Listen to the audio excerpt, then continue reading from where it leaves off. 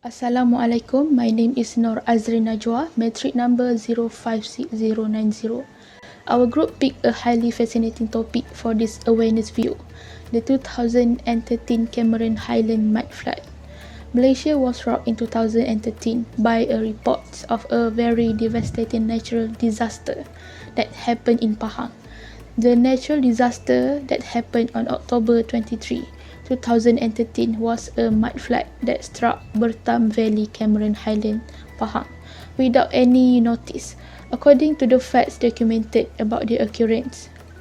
Non-stop heavy rains began the previous day at 7 p.m., causing the water dam to be opened to minimize the quantity of water capacity that is expanding due to the non-stop rain.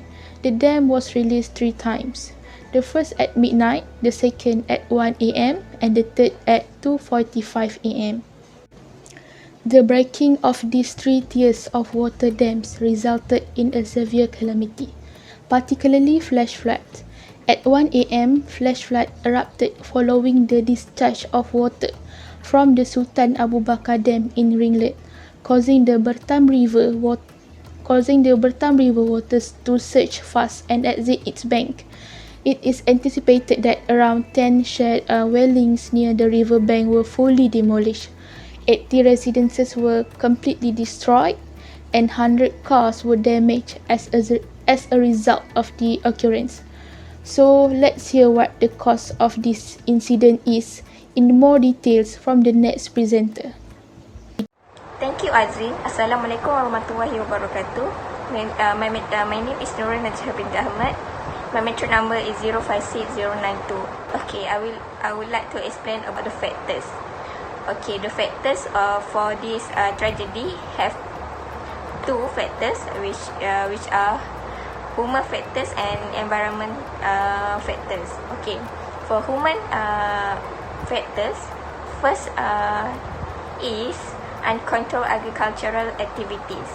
Illegal deforestation causes faster water and soil runoff, which can lead to a lot of mud.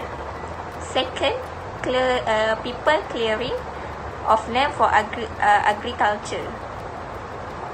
Farmers have been doing land clearing for agricultural purpose that can cause heavy soil erosion. The third factor is garbage disposal in the river. The flood issue is also due to irresponsible people dumping garbage into the Ringlet Lake, which has totally closed the water tunnel, which could be the water exit. Okay, the last factor is the use of plastic roofing over plant plots. The use of plastic roof over plant plots by farmers has created flooding by speeding up the flow of rainwater into rivers. Okay, we move to next factors. Okay, for environment factors. First, heavy soil erosion occurring in the Cameron Highlands. Heavy soil erosion happens because of soil lacking support from tree roots. Second, the condition of the rivers are becoming narrower. Illegal connection to dump garbage into the rivers and structure built on cliffs. So, when it rains continuously, the water will overflow and cause flash floods. Okay, lastly, continuous heavy rain. Finally, the main factor in the occurrence of mud floods was due to the continuous heavy rain since 7 p.m. the previous day, causing an increase in river waters. That are from me. We move to next presenter. Thank you, Najihah. Assalamualaikum warahmatullahi wabarakatuh. And hi, my name is Nur Nabila binti Norizal. My metric number is 055989. Okay, I will continue this presentation to elaborate more on the effects of the Cameron Highland mudflood tragedy back on November 2013. There are 2 categories of effects, which are on lives and property. The effects on lives from the tragedy is where it was reported that 3 persons have been killed from the tragedy. The victims were all from Indonesia, and 2 of them were killed due to drowning, while another one of them died on his way to the hospital due to a heart attack. One victim, a 17-year-old Indonesian girl was reported missing due to the incident. On the other hand, another victim was reported to be badly injured due to the tragedy. Moving on, another category of the effects are effects on property. Based on the Star News, around 10 kongsi houses which were on the riverbank were destroyed.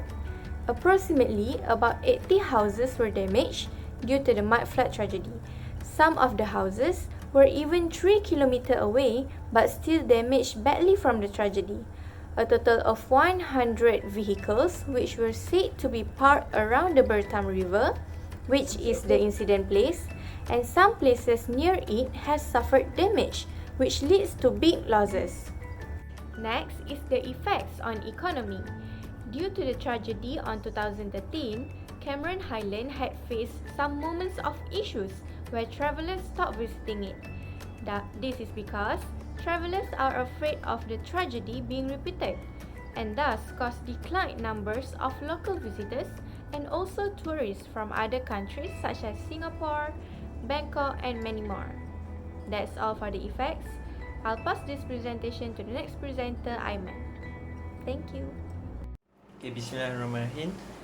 Thank you to my friend. Assalamualaikum and salam sejahtera. My name is Aiman Najmuddin by Rogaizat and my metric number is 056783. Moving on to the next part, that is pollution and environmental protection in terms of Islamic ethics. As we all know, Islam is a religion that is guide and lifestyle for Muslim and all human, including in environmental context.